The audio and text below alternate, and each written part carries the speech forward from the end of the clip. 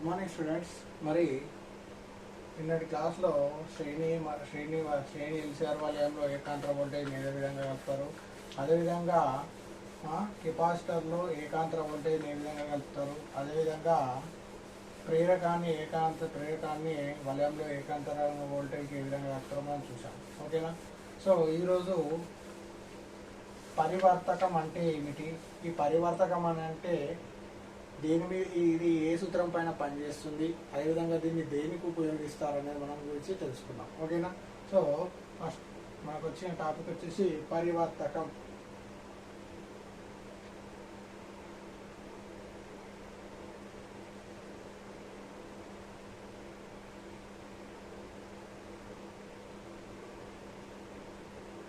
దీన్ని ఇంగ్లీష్లో ఏమంటారు అంటే ట్రాన్స్ఫార్మర్.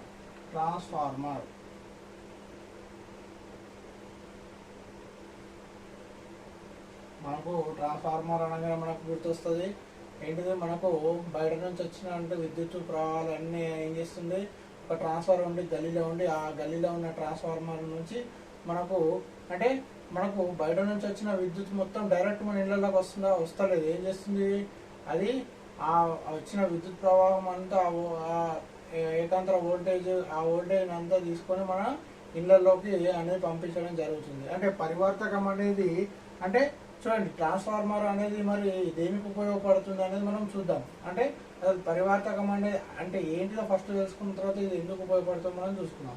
సో పరివర్తకం అనేది రెండు తీగ చుట్టల మధ్య అన్యోన్య ప్రేరణపై పరివర్తకం అనేది రెండు తీగ చుట్టల మధ్య ఏంటిది, అన్యోన్య ప్రేరణ. చాలా ఇంపార్టెంట్, గుర్తుపెట్టుకోండి. అన్యోన్య ప్రేరణ, రెండు తీగ చుట్టల మధ్య అన్యోన్య ప్రేరణ అనే సూత్రంపై పరివర్తకం అనేది పనిచేస్తుంది. మాకు క్వశ్చన్ కూడా అడుగుతాడు 2 మార్క్స్ క్వశ్చన్లలో. Very very important. మనకి ఇందులోకి కంపల్సరీ 4 మార్క్స్ అనే కదా, 2 మార్క్స్ ఇందులోకి కంపల్సరీ ఒక 2 మార్క్స్ క్వశ్చన్ అనేది రావడం జరుగుతుంది. పరివర్తకం ఏ సూత్రం పైన ఆధారపడి పనిచేస్తుంది, ఏ దృగ్విషయం పైన ఆధారపడి పనిచేస్తుంది అంటే పరివర్తకం అన్యోన్య ప్రేరణ అనే సూత్రంపై దృగ్విషయంపై ఆధారపడి పనిచేస్తుంది. లేదా ఇంకో రకంగా చేస్తే పరివర్తకం అనేది రెండు తీగ చుట్టల మధ్య అన్యోన్య ప్రేరణ అనే దృగ్విషయం అనే సూత్రం పైన ఈ పరివర్తకం అంటే ట్రాన్స్ఫార్మర్ అనేది పనిచేయడం జరుగుతుంది. సో మరి అన్యోన్య ప్రేరణపై ఆధారపడి ఈ సూత్రంపై పనిచేస్తుంది. మరి ఏం చేస్తుందా అంటే ఒక తీగ చుట్టలో రెండు తీగ చుట్టల మధ్య అన్యోన్య ప్రేరణపై అన్నాం కదా, పరివర్తకం ఏ సూత్రం పైన ఆధారపడి పనిచేస్తుంది, రెండు తీగ చుట్టల మధ్య ఏంది, అన్యోన్య ప్రేరణ అంటే మనం ఇంతకుముందు తరగతులను తెలుసుకున్నాం. అంటే ఒక తీగ చుట్ట గుండా విద్యుత్ ప్రవాహం మారుతున్నట్టయితే ఇంకొక తీగ చుట్టలో ఏమవుతుంది, విద్యుత్ ప్రవాహం ప్రేరితమవుతుంది. దీన్ని ఏమంటారంటే అన్యోన్య ప్రేరణ అని అంటారు. ఈ విధంగా పరివర్తకం అనేది పనిచేస్తుంది. అంటే ఒక తీగ చుట్టలో విద్యుత్ ప్రవాహం మారుతున్నట్టయితే ఇంకో తీగ చుట్టలో ఏమవుతుంది, విద్యుత్ ప్రవాహం ప్రేరితమవుతుంది. ఆల్రెడీ మనకు ఎవరు చెప్పారు, మనం ఇంతకుముందు యూనిట్లో చేసుకున్నాం కదా, ఇంతకుముందు యూనిట్లో చేసుకున్నామా లేదా. సో అంటే ఒక తీగ చుట్టలో విద్యుత్ ప్రవహిస్తున్నట్టయితే ఫారడే హెన్రీ ప్రయోగాలు చేసి చూసినాం కదా ఆల్రెడీ. పలు ప్రయోగాలు అంటే అన్యోన్య ప్రేరణ పైన ఆధారపడుతుంది ఏంటిది, ట్రాన్స్ఫార్మర్. మరి అన్యోన్య ప్రేరణ అంటే ఏంటి, ఇందులో రెండు తీగ చుట్టలు ఉంటే ఒక తీగ చుట్టలో విద్యుత్ ప్రవాహం మారుతుంటే ఆటోమేటిక్ గా రెండో తీగ చుట్టలో విద్యుత్ ప్రేరేపితం అవుతుంది. అదే అన్యోన్య ప్రేరణ. ఈ అన్యోన్య ప్రేరణ సూత్రం పైనే ఈ పరివర్తకం అనేది పనిచేస్తుంది. ఇది పరివర్తకం. మరి పరివర్తకం ఎందుకు ఉపయోగపడుతుంది సార్, ట్రాన్స్ఫార్మర్ ఎందుకు ఉపయోగపడుతుంది సార్ అంటే, ఇప్పుడు చూడండి, మనకు నిత్య అవసరాలకు అంటే మనకు అనేక అవసరాలకు ఏకాంతర వోల్టేజ్ ని ఏంటిది, ఏసీ వోల్టేజ్ ని, ఏకాంతర విద్యుత్ ప్రవాహం కదా. సో ఏసీ వోల్టేజ్ ని అంటే ఏకాంతర విద్యుత్ ప్రవాహాన్ని, సో ఏసీ వోల్టేజ్ మనం ఏం చేసుకుంటున్నాము, మన అవసరాలకు తక్కువగా మరియు ఎక్కువగా, అవసరాలకు బట్టి తక్కువ ఎక్కువ విలువలు మార్చుకుంటున్నాం. అలా మార్చుకోవడానికి ఉపయోగించే పరికరమే పరివర్తకం. అలా మనము అంటే ఎక్కువ వోల్టేజ్ ను తక్కువ వోల్టేజ్ గా, మరి తక్కువ వోల్టేజ్ ను ఎక్కువ వోల్టేజ్ గా ఏ విధంగా మార్చుకుంటున్నాం అంటే ఈ పరివర్తకాన్ని ఉపయోగించి మార్చుకుంటున్నాం. ఫర్ ఎగ్జాంపుల్ ఇప్పుడే చెప్పినాను ఏంటిది, మనకు గల్లీలో ట్రాన్స్ఫార్మర్లు ఉంటాయి, దాన్ని తెలుగులో పరివర్తకం అంటారు. మరి మన ఇళ్ళలో కరెంట్ డైరెక్ట్గా వస్తుందా బయట నుంచి? ట్రాన్స్ఫార్మర్కి వచ్చి ట్రాన్స్ఫార్మర్ నుండి మన ఇళ్ళకి వస్తుంది. అంటే ట్రాన్స్ఫార్మర్కు మరి మన ఇంట్లోకి వచ్చే వోల్టేజ్, ట్రాన్స్ఫార్మర్కి వచ్చే వోల్టేజ్, విద్యుత్ ప్రవాహం ఒకటే విలువ ఉంటుందా? ఒకటే ఉంటుందా? ఉండదు. ఎందుకు?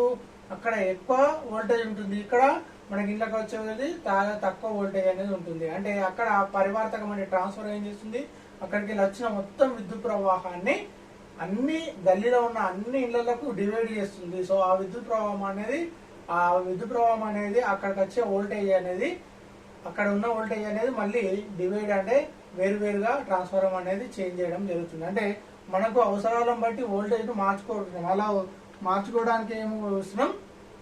పరివర్తకం లేదా ట్రాన్స్ఫార్మర్ ని ఉపయోగిస్తున్నాం. దీన్ని ఇంకో రకంగా డెఫినేషన్ పరంగా చెప్పాలంటే ఎక్కువ వోల్టేజ్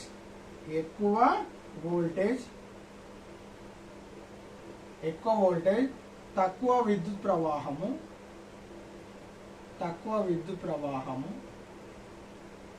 గల ఏకాంతర విద్యుత్ ప్రవాహాన్ని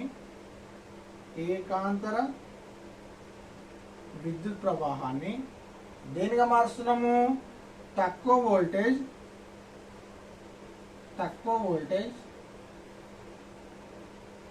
ఎక్కువ విద్యుత్ ప్రవాహంగా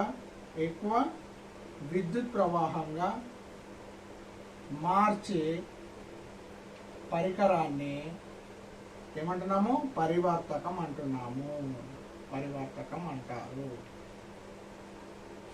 ఏం చేస్తుందంట అమ్మా? ఇది ఎక్కువ వోల్టేజ్ తక్కువ విద్యుత్ ప్రవాహం గల ఏకాంతర విద్యుత్ ప్రవాహాన్ని తక్కువ వోల్టేజ్ ఎక్కువ విద్యుత్, అంటే ఎక్కువ వోల్టేజ్ ఏం చేస్తున్నాం? తక్కువ వోల్టేజ్ మారుస్తున్నాం. తక్కువ విద్యుత్ ప్రవాహాన్ని ఎక్కువ విద్యుత్తుగా మారుస్తుంది. ఏంటిది? ఏకాంతర విద్యుత్ ప్రవాహాన్ని ఏం చేస్తుంది?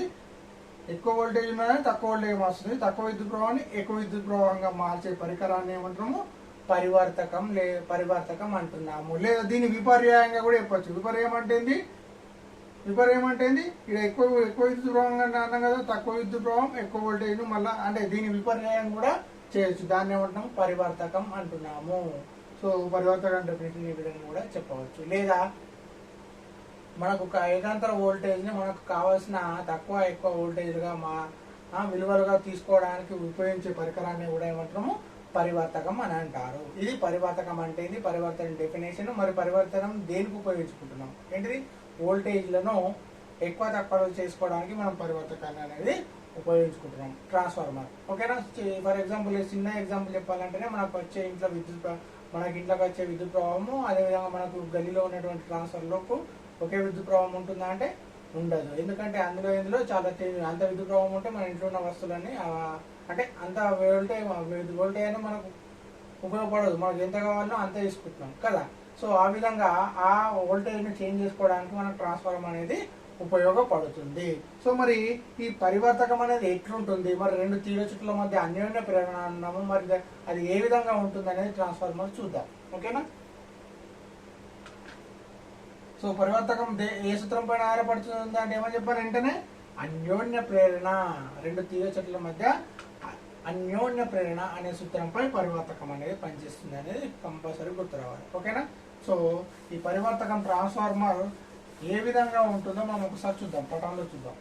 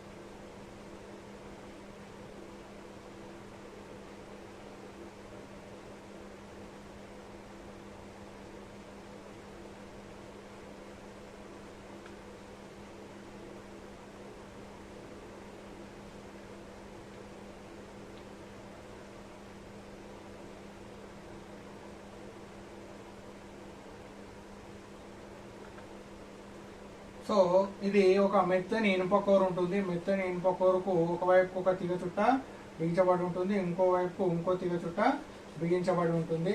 సో దీన్ని ఏమంటున్నామంటే ఇటు సైడ్ ఉన్నదాన్ని ప్రాథమిక తీగ చుట్ట అంటున్నాము. ఏమంటున్నాము? ప్రాథమిక తీగ చుట్ట అంటే ఎన్పి అంటే ప్రైమరీ తీగ చుట్ట. ఇక్కడ ఎన్ఎస్ అంటే ఎన్ఎస్ అంటే సెకండరీ తీగ చుట్ట అని అంటారు.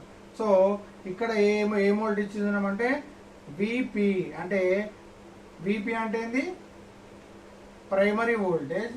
విఎస్ అంటే ఏంది? ఇక్కడ సెకండరీ వోల్టేజ్ గా మారుతుంది. సో ఈ విధంగా ట్రాన్స్ఫార్మర్ అనే ఒక మనకు దాని యొక్క నిర్మాణం చూసినట్టయితే ఈ విధంగా ఉండడం జరుగుతుంది. సో ఇది ప్రాథమిక తీగ చుట్ట, ఇది గౌణ తీగ చుట్ట. ప్రాథమిక తీగ చుట్టను ఎన్పి అంటే పి అంటే ఏంది? ప్రైమరీ. ఎన్ఎస్ అంటే ఏంది? సెకండరీ. ఎన్ తీగ చుట్ట సెకండరీ. విపి అంటే ప్రైమరీ వోల్టేజ్ ను మనము నివేశ వోల్టేజ్ ప్రైమరీ ఇస్తే నిర్గమయం వస్తుంది, విఎస్ అనే వోల్టేజ్ అనేది రావడం జరుగుతుంది. ఈ విధంగా ఈ ట్రాన్స్ఫార్మర్ అనేది చేంజ్ చేయడం జరుగుతుంది. సో ఇది పరివర్తకం. సో సో మనకు ఇంకోటి ఈ పరివర్తకంలో పరివర్తక నిష్పత్తి అంటే ఏమిటి అని అడగడం జరుగుతుంది. సో దీని ఏమన్నాము? ఇది ఈ తీగ చుట్ట ఏమన్నాము? ప్రాథమిక తీగ చుట్ట. ప్రాథమిక తీగ చుట్ట. దీన్ని ఏమంటున్నాము? గౌణ తీగ చుట్ట. గౌణ తీగ చుట్ట. దీన్ని ఏమంటాము? ప్రాథమిక ఏకాంతర voltage primary voltage. Secondary voltage అంటే సెకండరీ వోల్టేజ్ అంటే సెకండరీ ఏకాంతర వోల్టేజ్ అనొచ్చు. దీన్నే ప్రాథమిక విద్యుత్ చాలక బలం, అదేవిధంగా దీన్నే గౌణ విద్యుత్ చాలక బలం. ప్రాథమిక విద్యుత్ చాలకం, గౌణ విద్యుత్ చాలక బలం అని కూడా అంటారు. విపి ఈక్వల్ టు విఎస్ లను ఏమంటారు? విఎస్ ని గౌణ అంటారు, విపిని ప్రాథమిక విద్యుత్ చాలక ప్రాథమిక ఏకాంతర విద్యుత్ చాలకం అంటారు, గౌణ ఏకాంతర విద్యుత్ చాలకం అంటారు. లేదా దీన్ని ప్రాథమిక ఏకాంతర వోల్టేజ్ అంటారు, గౌణ ఏకాంతర వోల్టేజ్ అని బిఎస్ అనడం జరుగుతుంది. అంటే ఇది ఈ విధంగా మారడం జరుగుతుంది. ఇన్పుట్ అనేది నివేశం అనేది విపి ఇస్తే నిర్గమమైంది బిఎస్ అనేది రావడం జరుగుతుంది. ఇక్కడ ఎన్ఎస్ ఎన్పిలో ఇవి ఏమవుతున్నాయి? తీగ చుట్టాలు అవుతుంది. ఎన్పి ఏమో సెకండరీ ప్రాథమిక తీగ చుట్ట, ఎన్ఎస్ అనేది ఏంది? సెకండరీ తీగ చుట్ట. సో ఈ విధంగా మనకు ఈ పరివర్తకం అనేది నిర్మాణం ఉంటుంది. సో పరివర్తక నిష్పత్తి వెరీ వెరీ ఇంపార్టెంట్. పరివర్తక నిష్పత్తి.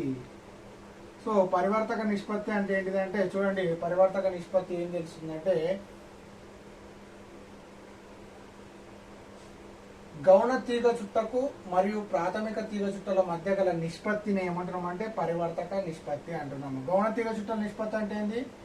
రెండవ తీగ చుట్ట గౌణ తీగ చుట్ట మరియు ప్రాథమిక తీగ చుట్టల మధ్య గల నిష్పత్తిని ఏమంటున్నాము?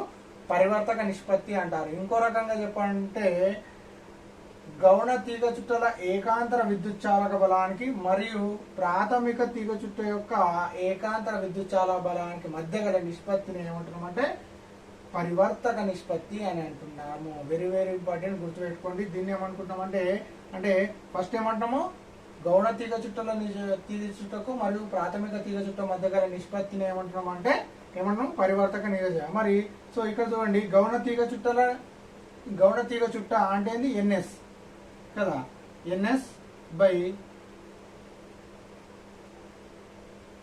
మరియు ప్రాథమిక తీగ చుట్ట యొక్క నిష్పత్తి అంటే NS by ఎన్పిని ఏమంటున్నాము?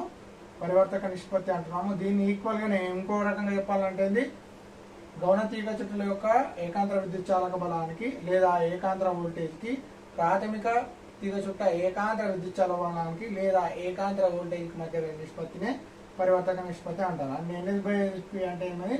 BS by VP అని రాసుకుంటారు, ఎన్ఎస్ బై ఎన్పి. సో దీన్ని ఏమంటాము? పరివర్తక నిష్పత్తి అంటారు. దీన్ని ఇంకో రకంగా కూడా రాస్తారు.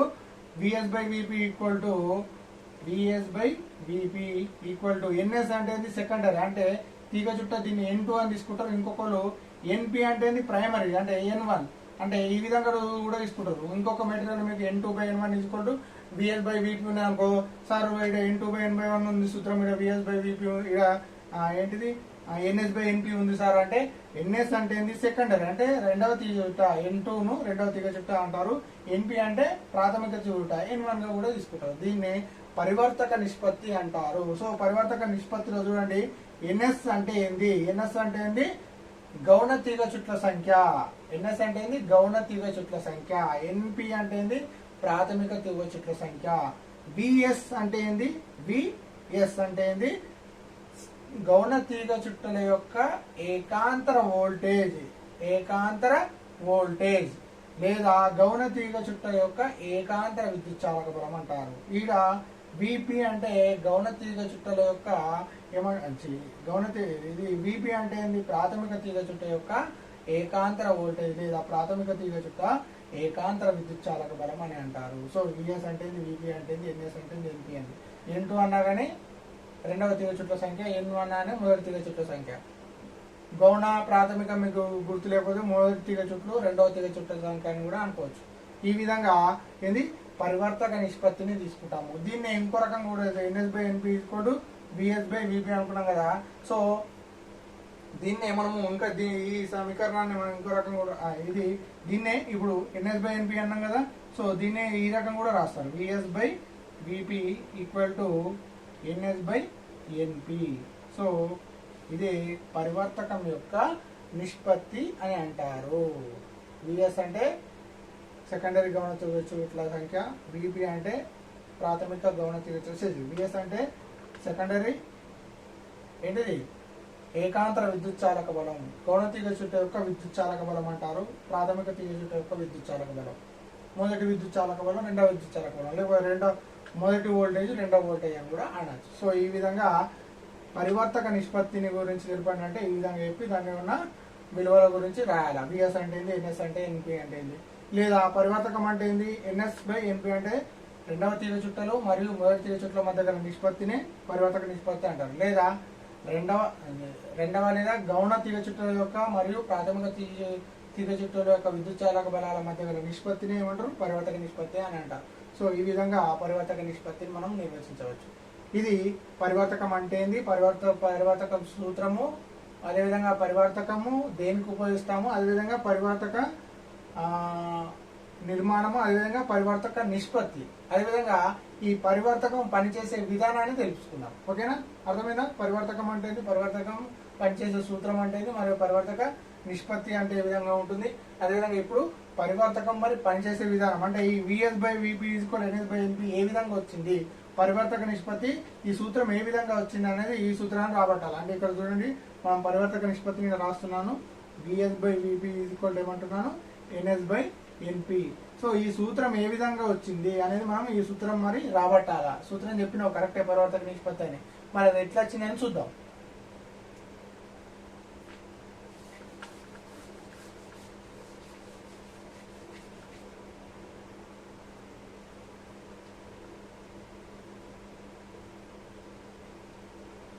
ట్రాన్స్ఫర్ పరివర్తకం పనిచేసే విధానం.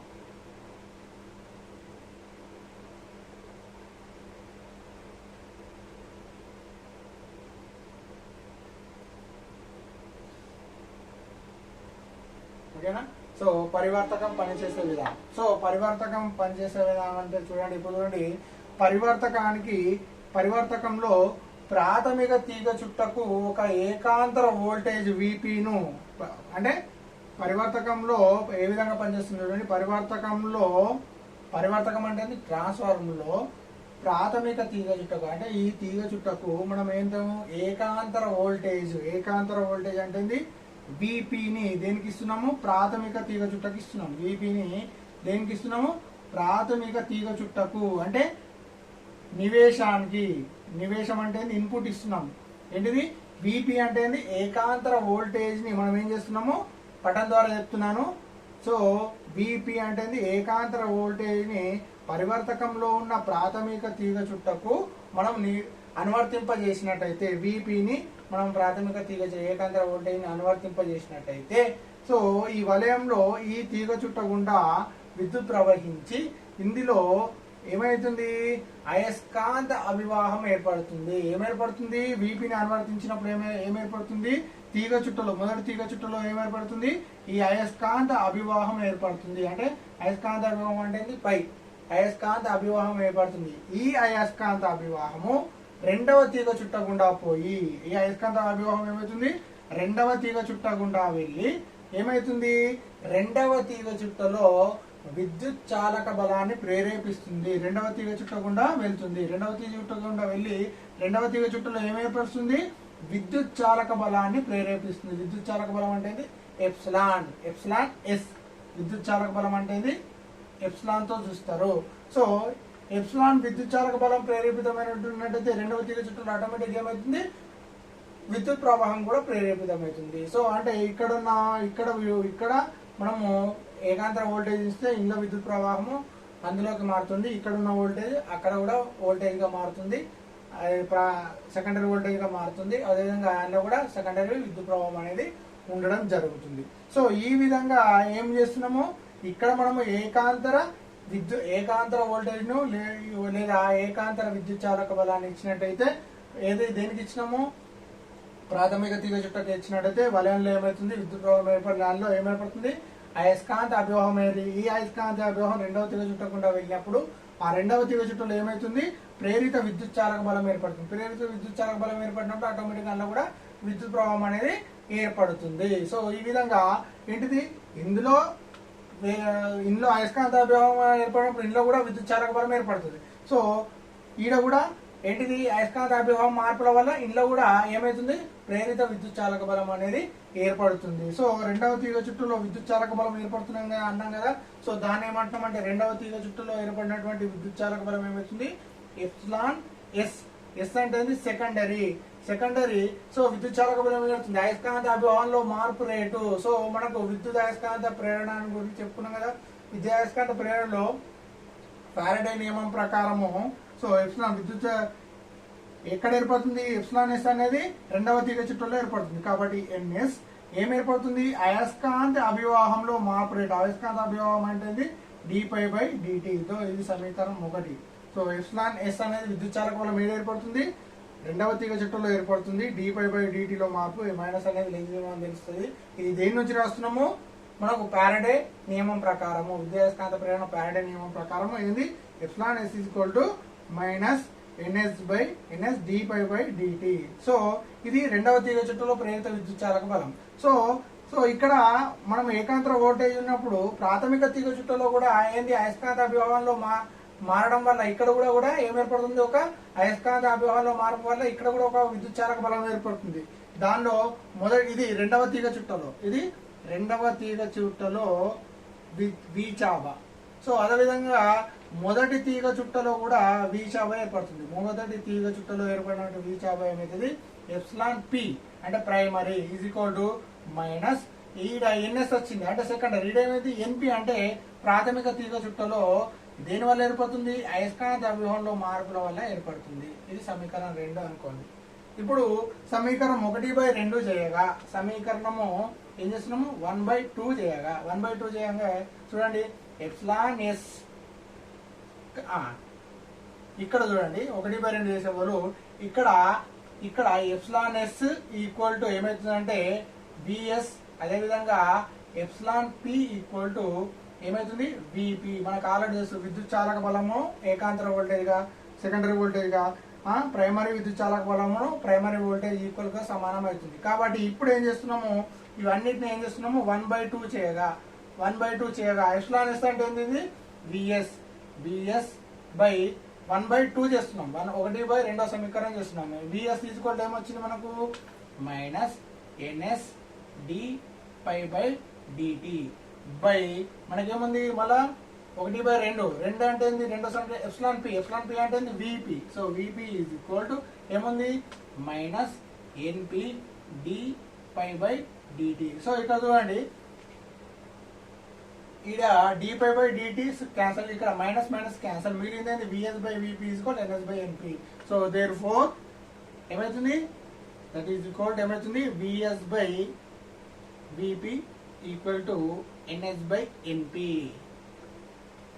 దీని ఏమంటున్నామంటే పరివర్తక నిష్పత్తి వచ్చిందా. మనం అనుకున్నది vs/vp ఈక్వల్ ns/np ఎడికెళ్ళి వచ్చిందంటే, సో ప్రాథమిక తీగ చుట్టు గుండా ఏకాంతర వోల్టేజ్ పంపిస్తుంది అంటే రెండవ తీగ చుట్టలో ఏంటిది, ఏకాంతర సెకండరీ వోల్టేజ్ అనేది ప్రేరితం అవుతుంది. ఏ విధంగా ప్రేరితం అవుతుంది అంటే మనం ఈ విధంగా ఎక్స్ప్లెనేషన్ చేయొచ్చు. ఓకేనా. సో vs/vp ఈక్వల్ టు ఏమవుతుంది NS/NP, అంటే దీన్ని పరివర్తక నిష్పత్తి అంటున్నాము. సో అంటే ఇక్కడ ఏమని దీని ఏమని చెప్పొచ్చు అంటే ఇక్కడ నివేశ సామర్థ్యం ఈజ్ నివేశ సామర్థ్యం నిర్గమ సామర్థ్యం అని చెప్పొచ్చు. నివేశ సామర్థ్యం నిర్గమ సామర్థ్యం అంటారు. దీన్ని పరివర్తక నిష్పత్తి అని అంటారు. ఓకేనా. దీన్ని ఇంకో రకంగా రాయొచ్చు. ఇది IP/IS. IP అంటే ఏంది, ప్రైమరీ విద్యుత్ ప్రవాహము, సెకండరీ విద్యుత్ ప్రవాహం VS/VP NS/NP. సో ఈ విధంగా కూడా రాస్తారు పరివర్తక నిష్పత్తి. ఓకేనా.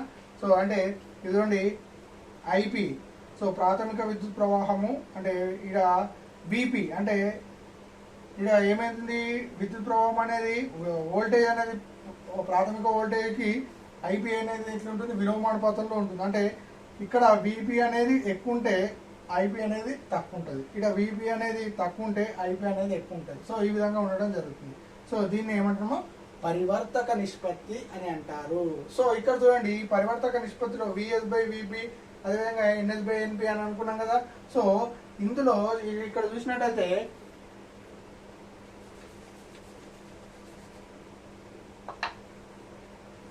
ఈ NS/NP అంటే తీగ చుట్ల సంఖ్య ఉంది కదా, తీగ చుట్ల మధ్య గల నిష్పత్తి అంటే పరివర్తక నిష్పత్తి అనేది గ్రేటర్ దెన్ 1 అయితే ఆ పరివర్తకము ఎట్లుంటుందంట, ఆరోహణ పరివర్తకం అవుతుంది. ఇట్లా NS/NP ఉంటే దీని ఏమంటాము, ఆరోహణ పరివర్తకం అంటారు. అంటే NS/NP పరివర్తకం యొక్క విలువ 1 కంటే తక్కువైంది అనుకో, దాన్ని అప్పుడు ఆ యొక్క ట్రాన్స్ఫార్మర్ ఎట్లున్నట్టు, ఆరోహణ క్రమంలో ఉన్నట్టు. ఒకవేళ NS/NP విలువ 1 కంటే పెద్దదైతే ఇది గ్రేటర్ దెన్, సో ఇక్కడ లెస్ దెన్ 1 అంటే 1 కంటే చిన్నదైతే, సో ఇక్కడ ఏమంటాము అవరోహణ, ఇది ఆరోహణ కదా, ఇది అవరోహణ పరివర్తకము. సో ఇవి గుర్తుపెట్టుకోండి.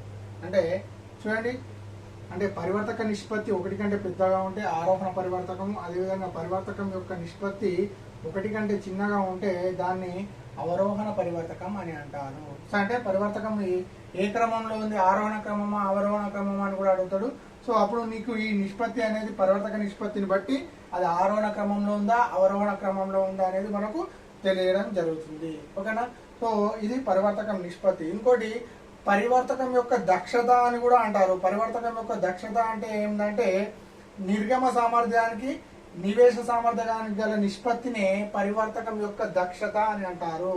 పరివర్తకం యొక్క దక్షత అంటే దీన్ని నీటాతో చూస్తారు. నీటా ఈక్వల్ టు పరివర్తకం యొక్క దక్షత అంటే, సో నిర్గమ సామర్థ్యానికి మరియు నివేశ సామర్థ్యానికి మధ్య గల నిష్పత్తినే ఏమంటున్నాము, పరివర్తకం యొక్క దక్షత అని అంటున్నాము. పరివర్తకం యొక్క దక్షత అంటే ఏంది, నిర్గమ సామర్థ్యానికి నివేశ సామర్థ్యానికి, నిర్గమ అంటే అవుట్పుట్ సామర్థ్యానికి ఇన్పుట్ సామర్థ్యానికి మధ్య గల నిష్పత్తిని ఏమంటున్నాము అంటే పరివర్తకం యొక్క దక్షత అంటున్నాము. దీన్ని ఏమంటున్నాము, పరివర్తకం యొక్క దక్షత అంటారు. ఇదే పరివర్తకం యొక్క నిష్పత్తి అంటారు. పరివర్తకం ఈ విధంగా ఉంటుంది. పరివర్తకం యొక్క నిష్పత్తి అంటే తీగ చుట్ల సంఖ్య పరివర్తకం యొక్క విలువ అనేది 1 కంటే పెద్దగా ఉన్నట్టయితే అది ఆరోహణ క్రమంలో ఉన్నట్టు ఆ ట్రాన్స్ఫార్మర్. అదేవిధంగా పరివర్తకం విలువ 1 కంటే చిన్నగా ఉన్నట్టు అది ఆ పరివర్తకం ఎట్లుంటుంది, ఆరోహణ, ఇక్కడ ఏమన్నట్టు అవరోహణ క్రమంలో ఉన్నట్టు మనము ఈ విధంగా పరివర్తకాన్ని చూడవచ్చు. ఈ విధంగా పరివర్తక నిష్పత్తిని మనము ఏ విధంగా మనం తీసుకురావచ్చో చూడవచ్చు. ఓకేనా, క్లియరా? ఏ విధంగా అర్థమైందో. అసలు పరివర్తకం అంటే ఏంది, పరివర్తకం అంటే వేరు ఇంపార్టెంట్ 2 మార్క్స్లలో పరివర్తకం ఏ సూత్రంపై ఆధారపడి పనిచేస్తుంది. పరివర్తకము 2 తీగ చుట్టల మధ్య, తీగ చుట్టలు ఏం గుర్తు లేకుండా అన్యోన్య ప్రేరణపై అని గుర్తుపెట్టుకోండి. పరివర్తకం అనేది 2 తీగ చుట్టల మధ్య అన్యోన్య ప్రేరణపై ఈ పరివర్తకం అనేది ఆధారపడి పనిచేస్తుంది. అన్యోన్య సూత్రంపై పరివర్తకం ఆధారపడి పనిచేస్తుంది. పరివర్తకము ఎట్లా, ఒక తీగ చుట్టకుండా విద్యుత్ ప్రవాహం మారుతున్నట్టయితే రెండవ తీగ చుట్టకుండా పరివర్తకంలో ఏమవుతుంది, విద్యుత్ ప్రేరేపితం అవుతుంది.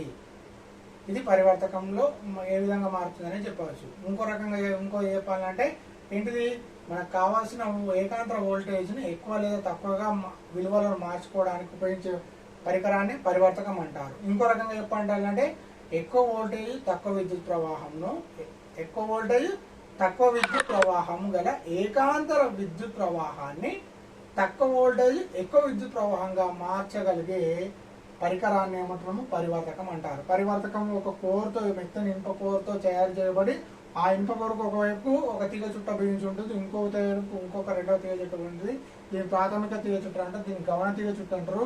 ప్రాథమిక తీగ చుట్టకు మనకు అందేసింది ఏకాంతర వోల్టేజ్. అంటే ఏకాంతర వోల్టేజ్ అందజేస్తే మనము సెకండరీ వోల్టేజ్ అనేది మనము పొందగలుగుతాము. ఎట్లా ఇక్కడ దీని గుండా విద్యుత్ ప్రవహించి ఇందులో అయస్కాంతాభివం మారిపడి అయస్కాంతాభివం అటు పోయినప్పుడు అక్కడ అయస్కాంతాభివంలో మార్పు చెందుతుంది. అప్పుడు మనకు పారడే విద్యుదయస్కాంత ప్రేరణ ప్రకారం ఇదొక సమీకరణం వస్తుంది, ఇదొక సమీకరణం వస్తుంది. 1/2 చేసినట్టయితే మనకి ఏంది VS/VP = NS/NP అనేది వస్తుంది. అంటే ఏమొస్తుంది నివేశ సామర్థ్యం నిర్గమ అంటే నివేశము అంటే పంపింది, నిర్గమం అంటే అవుట్పుట్ సామర్థ్యం వచ్చింది. ఇవి రెండు సమానంగా ఉంటున్నాయి. సో అదేవిధంగా దాన్ని మనము సమీకరణం ఈ విధంగా రాసుకో. IP అనేది ప్రైమరీ విద్యుత్ ప్రవాహము, IS అనేది సెకండరీ విద్యుత్ ప్రవాహం VS/VP = NS/. దీన్ని ఇంకా రకంగా రాయాలంటే దీన్ని ఏమో రాసుకోవచ్చు IP P కింద రాయాలి. IP VP =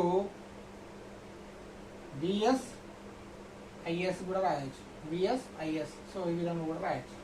సో ఈ సమీకరణం సో ఈ విధంగా ఇన్ని రకాలుగా రాయొచ్చు. ఓకేనా. సో దీన్ని పరివర్తక నిష్పత్తి అంటారు. సో పరివర్తక నిష్పత్తిలో ఒకటి కంటే విలువ ఎక్కువ అయినప్పుడు దాన్ని ఆరోహణ పరివర్తకం అంటారు, ఒకటి కంటే విలువ చిన్న అయినప్పుడు అవరోహణ పరివర్తకం అని అంటారు. సో ఈ విధంగా మనం పరివర్తకం అంటే అది పనిచేసే అది ఏ సూత్రం పైన పనిచేస్తుంది, అది దేనికి ఉపయోగిస్తారు, అది పనిచేసే విధానం ఏంది, పరివర్తక నిష్పత్తిలో వాటి పదాలను వివరించండి. ఇవన్నీ కూడా మనకు 2 మార్క్స్లో వస్తాయి. పరివర్తక నిష్పత్తిను మరియు దాని యొక్క అందులో ఉన్న పదాలను వివరించండి అని 2 మార్క్స్లో అడుగుతాడు. అది ఏ సూత్రం పైన పనిచేస్తుంది అనేది కూడా మనకు 2 మార్క్స్లో అడగడం జరుగుతుంది. ఓకేనా, క్లియరా? ఓకే. నెక్స్ట్ మనము రేపటి క్లాస్లో ఇంకా మిగతా టాపిక్ ఉంది, దాని గురించి మనం రేపటి క్లాస్లో తెలుసుకుందాం. Okay, right.